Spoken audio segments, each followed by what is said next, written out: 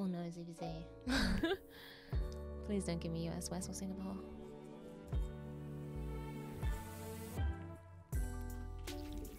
It's giving me US West. We can still win this though. Hey guys, Livibee here. Welcome to another video. You guys seem to have liked my last analysis / commentary that I did on my Villa vid. I've decided to try it on this one, and hope you guys enjoy. Yeah, Johnny's my biological brother. Now, someone asked me in the chat if Johnny 5 Life is my bro or my bro. So, being a good streamer, answer the question. He's actually my biological brother. We grew up together. We actually played a lot of StarCraft games together growing up. Tons of childhood memories on the Brood War, of course. It's a dark past. I used to play Protoss. Anywho, let's not talk about that. This game is a ranked game. This is ranked weird, guys. Got that GM. Against a Grandmaster Zerg named Fullheart. And it's all about trying to climb that Grandmaster ladder and get some MMR points. I'm gonna try my very best. Yeah, we're gonna try our absolute best this game, you guys. So we don't want to get kicked out of Grandmaster just yet. We got some games to win. So this game, I go for a macro opening. I get my 17 hatch and my 17 pool, 17 gas. Oh. Thanks, Whiskey. Oh, take energy. 10K. Oh, thank you so much. You're so sweet. Sending them positive vibes. Appreciate you. Energy received.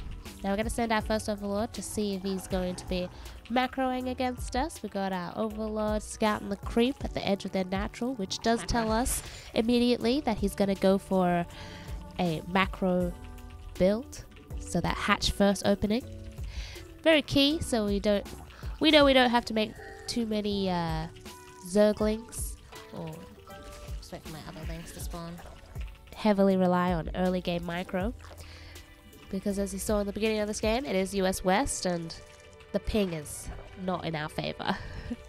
Also, apologies for my voice. I am currently getting over a virus that my niece gave to me.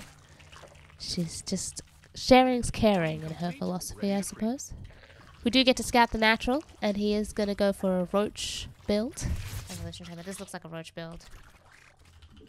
He's got that Evo chamber and the roach warren. So we know that roach warren. A couple of things from here could happen.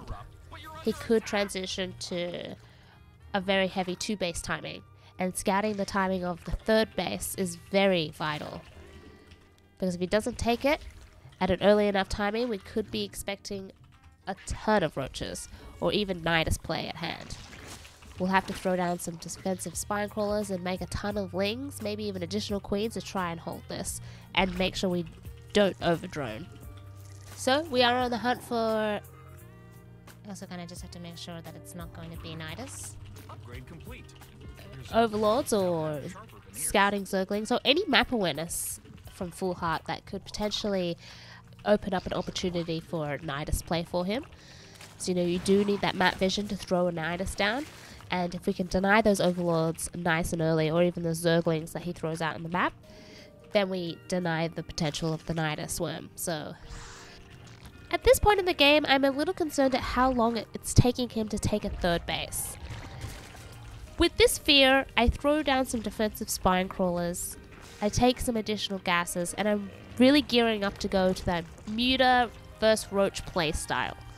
As long as I'm able to deny the Roach timing, and he doesn't Nidus me without me noticing, I should be okay. We see a drone come out now as well from Fullheart. This is the Vibe build. I do mention that it's the Vibe build. The Vibe build is actually pretty early roach timing of about 16 roaches. It is manageable to hold as long as you have enough static defense and enough Zerglings to hold them at the static defense, but it is a really strong timing. it is a +1 speed roach timing.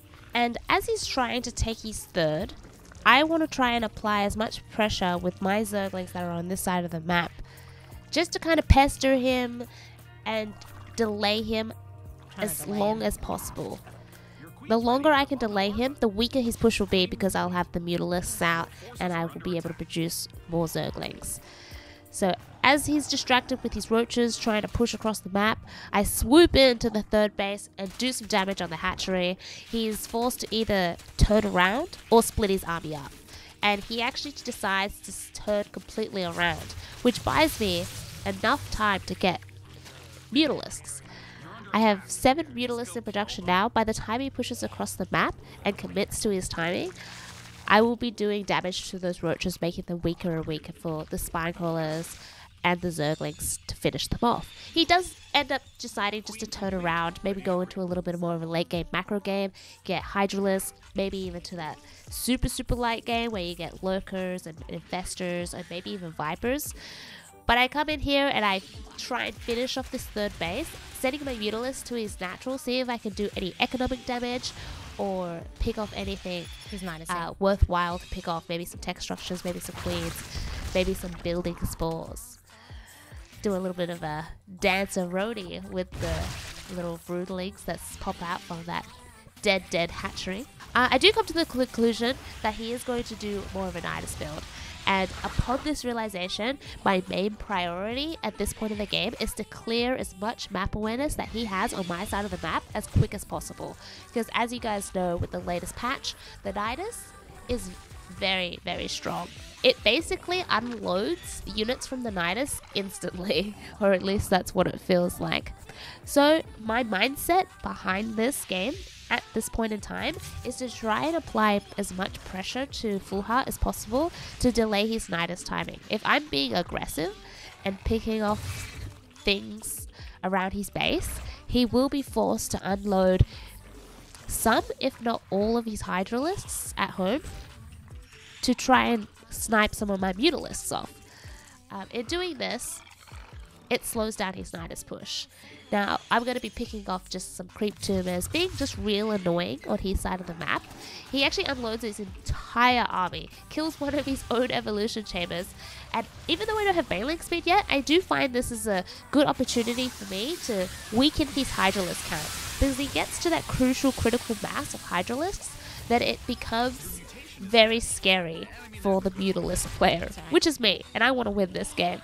So let's try and pick that army apart before it gets to that critical mass. And when we get to that late game and that final engage, I want him to have not as many units. Hopefully, fingers crossed. I'm obviously very nervous this game because this is a MMR, all the MMR riding on the line here. He does push out to try and take that third base, but I deny it instantly. And this is the importance of map awareness. Because I have those overlords across the map, I have those scouting Zerglings, I have the map vision necessary in order to know when he's going to be pushing out, when he's going to be trying to take a third. That's when he's at his weakest.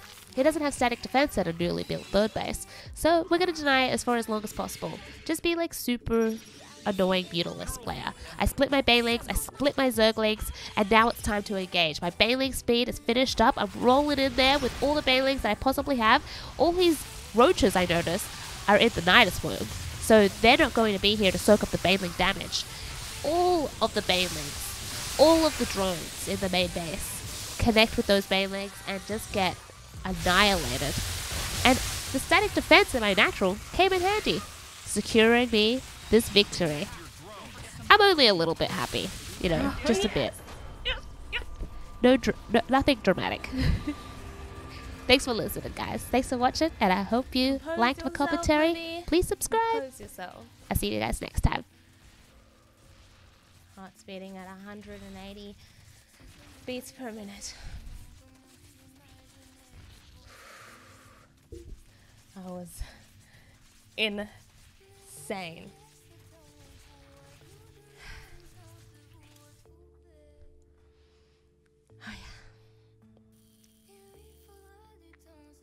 Oh, lucky number 222, guys. 5222. Ah!